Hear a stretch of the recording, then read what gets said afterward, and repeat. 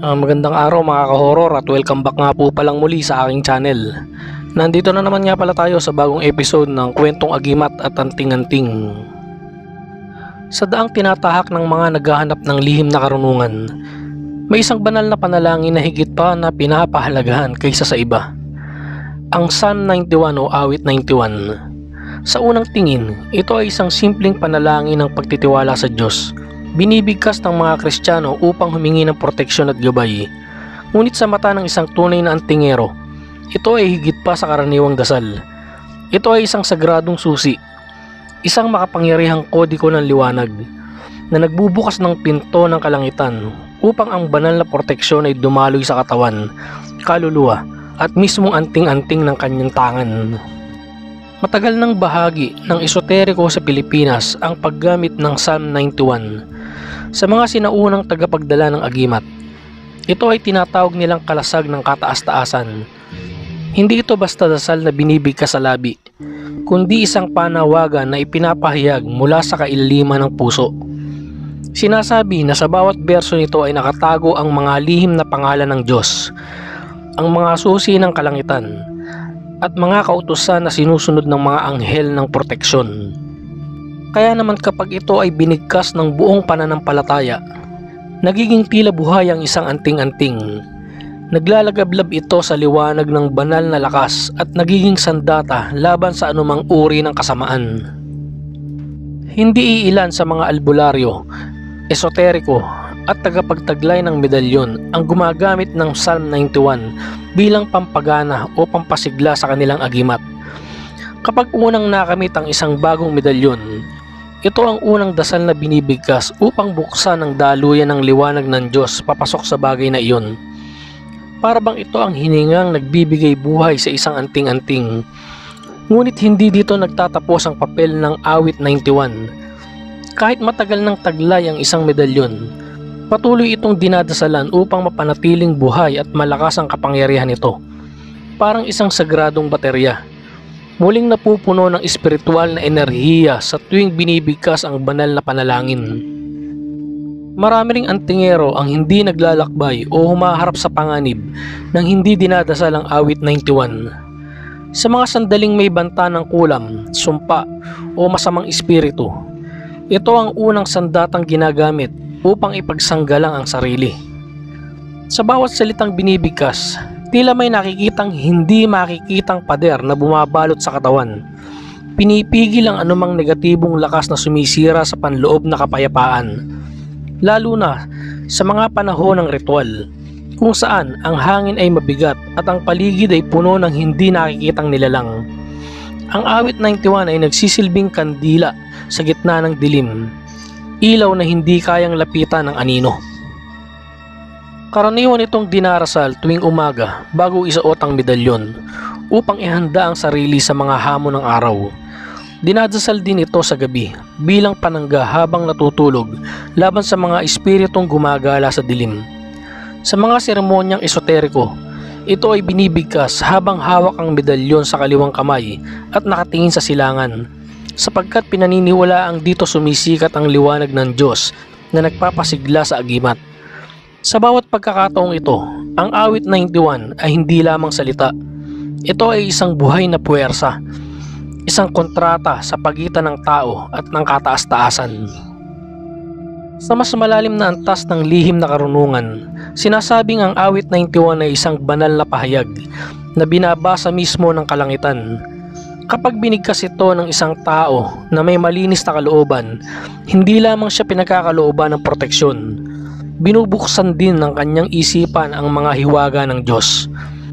Unti-unting nabubuksan ang mga lihim ng kalikasan, naririnig ang mga bulong ng mga anghel, at nauunawaan ang mga tanda na dati misteryo lamang. Kaya't para sa mga tunay na antingero, ang Awit 91 ay hindi lamang tagapangalaga, kundi guro, isang gabay patungo sa mas mataas na antas ng karunungan. Ngunit hindi dapat kalimutan ang isa sa pinakamahalagang aral ng banal na panalangin ito. Hindi sapat na ito ay bigkasin lamang. Tulad ng lahat ng sagradong salita, nawawalan ito ng kapangyarihan kung walang pananampalataya, kababaang loob at kabutihang loob sa puso ng bumibigkas. Marami ang nagtataglay ng mga anting-anting ngunit kakaunti ang tunay na pinoprotektahan sapagkat iisa lamang ang lihim.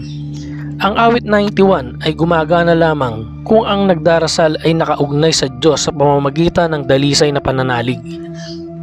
At sa huli mga kahoror, ito ang tunay na diwa ng awit 91 sa mundo ng mga antingero. Ito ay paalala na ang pinakamakapangyarihang agimat ay hindi gawa sa ginto o pilak. Hindi nakatago sa loob ng medalyon, kundi nakatira sa loob ng puso ng tao. Kapag ang pananalig ay buo, kapag ang tiwala sa may kapal ay matatag, ang mismong buhay mo ay nagiging kalasag laban sa dilim. Sa bawat salitang binibigkas, sa bawat paghawak sa iyong medalyon, alalahanin mong ang tunay na kapangyarihan ay hindi galing sa bagay na nasa iyong dibdib, kundi sa liwanag ng Diyos na nananahan sa iyong kaluluwa. Ang Psalm 91 o awit 91 ay higit pa sa isang dasal. Ito ay isang paanyaya upang palalimin ang ating pananampalataya. At kung ito ay ginagamit kasabay ang isang medalyon, ito ay nagiging tulay sa pagitan ng langit at lupa, ng tao at ng banal. Sa uli, ang pinakamakapangyarihang anting-anting ay ang pusong nagmamahal, nananalig at hindi natitinag kahit sa gitna ng panganib. Narito naman mga kahoror ang orasyon ng kalasag na nakabatay sa awit 91.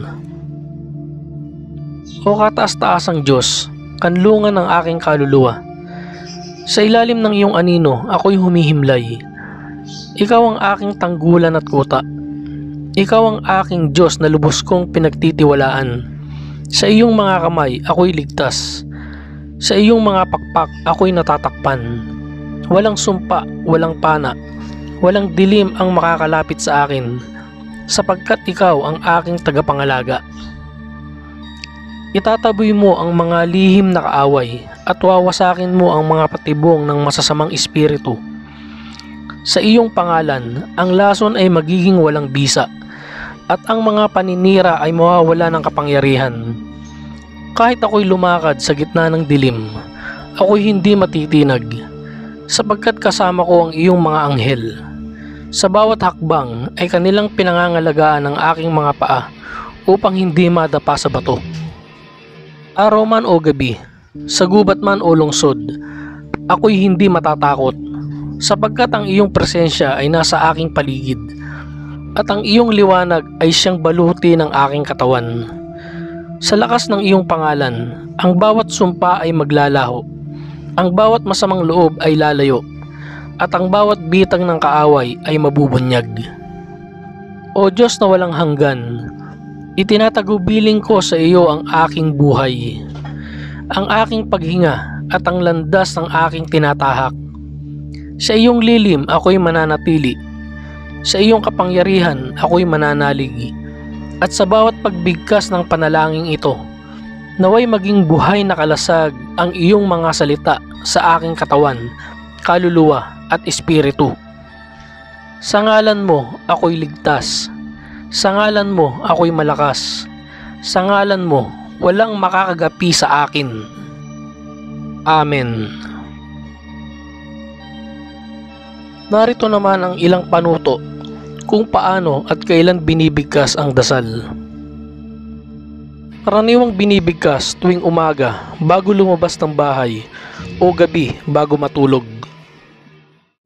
Madalas itong sinasambit habang hawak o suot ang medalyon, sabay paglalagay ng kamay sa dibdib bilang tanda ng pagtanggap ng banal na proteksyon. Kung may nararamdamang mabigat na enerhiya o panganib, inuulit ito ng 3 beses bilang 3 ulit ng kalasag. Tandaan natin mga kahoror na ang dasal na ito ay hindi mahika na kusang gumagana. Ang tunay nitong kapangyarihan ay nagmumula sa pananalig, dalisay na hangarin at kabutihan ng puso. Sa mata ng isang antingero, ito ay paalala na walang anting-anting ang tunay na makapangyarihan kung hindi ito pinapairal ng pananampalataya sa may kapal. Ang awit 91 ay hindi lamang panangga laban sa dilim. Ito ay paanyaya na palaging manahan sa liwanag.